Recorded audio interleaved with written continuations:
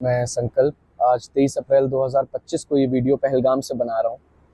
कल 22 अप्रैल 2025 को ठीक हमारे पीछे ये जो स्नो कैप पहाड़ियाँ हैं उनके नीचे जो पाइन ट्रीज़ हैं वहीं है बैसारन वैली।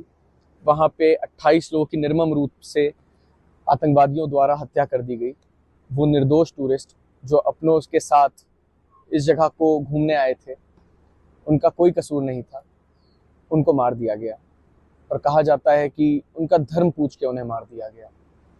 और जब ये देखा और जब इस पे मैं लगातार न्यूज़ देख रहा हूँ कि बराबर इसी तरह से इस बारे में बात हो रही है, तो मुझे लगा कि क्योंकि हम जिंदा हैं फॉर्चुनेटली, तो मुझे लगा कि जिंदा कौमों को बात करनी चाहिए, इसलिए वीडियो बनाना बहुत ज़रूरी हो गया।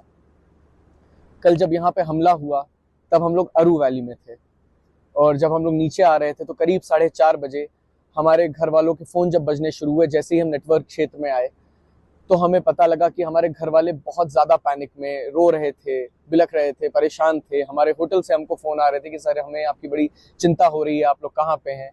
हम लोग होटल आ चुके थे और उसके बाद हमने न्यूज़ देखनी शुरू की और जैसे जैसे इवेंट्स अनफोल्ड हुए तो हमें समझ में आया कि घर वाले क्यों इतने परेशान थे।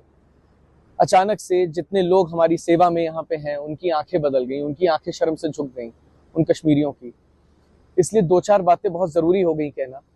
सबसे पहले ये कि जो 28 लोग वहाँ पे मार दिए गए, जिनके परिवार उजड़ गए, उनके लिए किसी भी हद तक अगर संवेदना व्यक्त की जाए ना, वो पूरी नहीं हो सकती, क्योंकि वो लॉस इर्रिपेरेबल है। वो यहाँ पे क्या करने आए थे? वो जिंदगी का आनंद लेने आए थे, जिंदगी ही नहीं रही, परिवार उजड़ गए।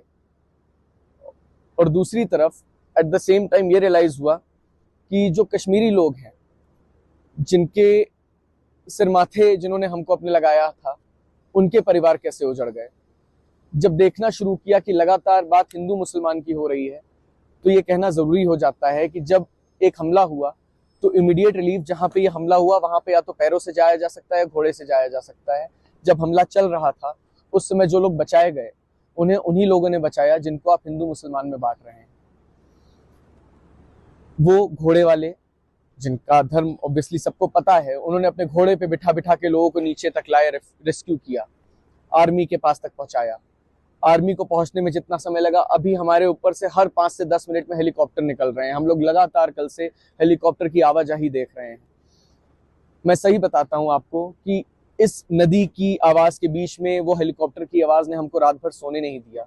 ये सन्नाटा हॉन्टिंग था। तो फियर रियल है, ऐसा नहीं है कि डर नहीं लगता, डर है। उसके बावजूद ये कहना चाहता हूं कि क्योंकि हम यहाँ हैं और खुशकिस्मती से आप सबके बीच में हैं, और जब तक ये वीडियो आएगा हम लोग अपने घर पे होंगे, ये बताना बहुत जरूरी है कि जब संवेदना उन परिवारों के साथ है जो उजड़ गए, जिनके परिवार के लोग मार दिए गए, तो संवेदना उन कश्मीरियों के साथ भी होनी चाहिए जिनको आतंकवाद से कोई लेना देना नहीं।